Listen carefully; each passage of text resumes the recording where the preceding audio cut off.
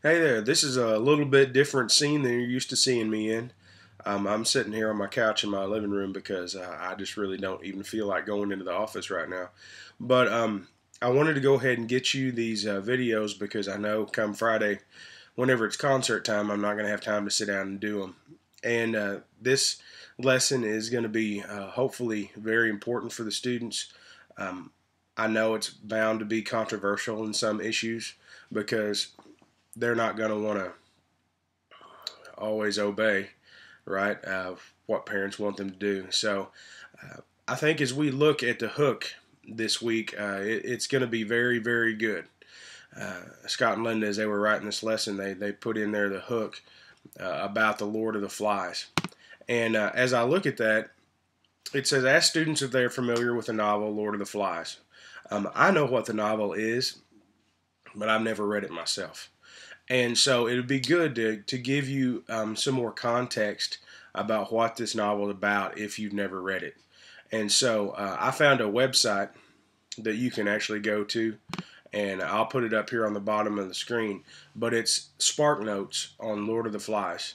And it can give you the context. It can give you a brief description about what's going on. But Scott and Linda have done a good job telling you kind of a brief synopsis there about it. It says this story is a group of British boys stuck on a deserted island um, who try to govern themselves with disastrous results.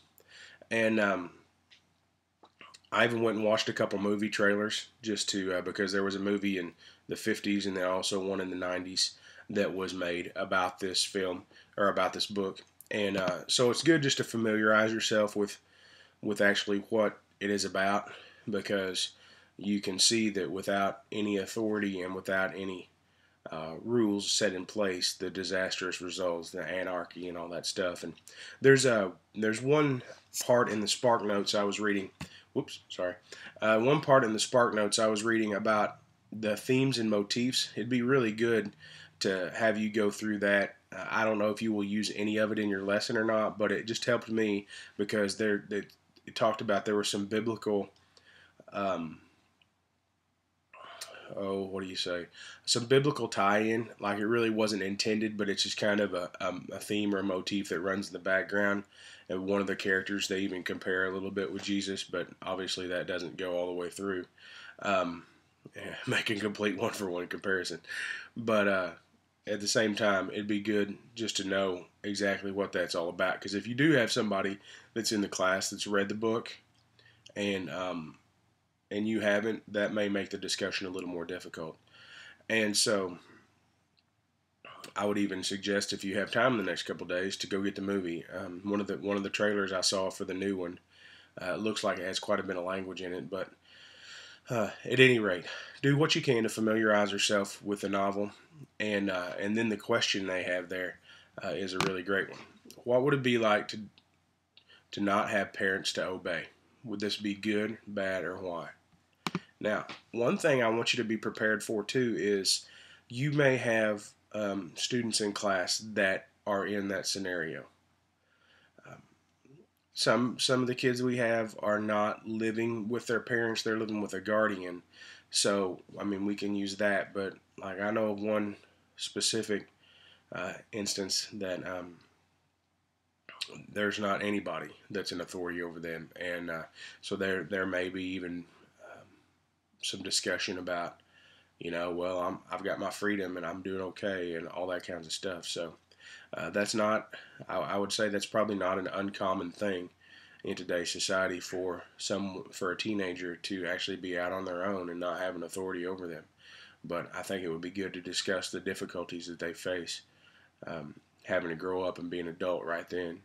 So anyway, it will be a good way to bridge into the lesson and discuss the benefits and the blessings of parents and help them to see that God has put them in place for the benefit of the children and how they can help. So anyway, that's kind of my little 2 cents on the hook. And so do what you can to educate yourself on that movie and enjoy that discussion. Okay, as we continue into the book and look portion of the lesson this week, we're coming to probably the passage that you expected, Ephesians chapter 6, verses 1 through 4. It says, "Children, obey your parents in the Lord, for this is right. Honor your father and mother. This is the first commandment with a promise, that it may go well with you and that you may live long in the land. Fathers, do not provoke your children to anger, but bring them up in the discipline and instruction of the Lord." Well, the first question we've got on the lesson this week is, what does it mean for children to obey their parents? And I think it's more than just do what I say. Obviously, we want them to be in a state of obedience if we're asking them to do something. But to obey your parents in the Lord, as you can see there in the lesson, talks about the fact that the children are to obey their parents because they are under authority. Just as Christ was under the authority of the Father, and the Father watched over him, in the same way, you can see in verse 4 there that fathers, they're not supposed to provoke their children to anger, but to bring them up in the discipline and instruction of the Lord. So this is a two-sided thing. There's not authoritarian obedience without instruction. There's instruction, should be instruction from the fathers, specifically from the parents in general, I think, but in the instruction of the Lord, so that as we are teaching them to obey, we are not just teaching them to obey us. We are teaching them to obey God, because He is the one that has set forth the commands that they are to follow. If you take somebody and put them under somebody else's authority, and in that relationship is just, you're going to do what I say because I said it, and you don't give them any basis for what and for why they're doing what you're requiring them to do, then as soon as they get out of that environment, they are no longer going to be obedient to them. But if we are diligent to teach them in the things of the Lord, I hope I'm still recording because my screen just went blank. I'll be back in a minute. If we are diligent to teach them in the things of the Lord, then whenever they get out from under our authority as parents, then they will continue to obey, because all along they weren't obeying us because we are parents and we said so. They will be obeying the higher authority of God, because all along we've taught them that obeying us, the authority that God has placed in their life, is the right thing. And then whenever they get out, they're still obeying the authority of God in their life.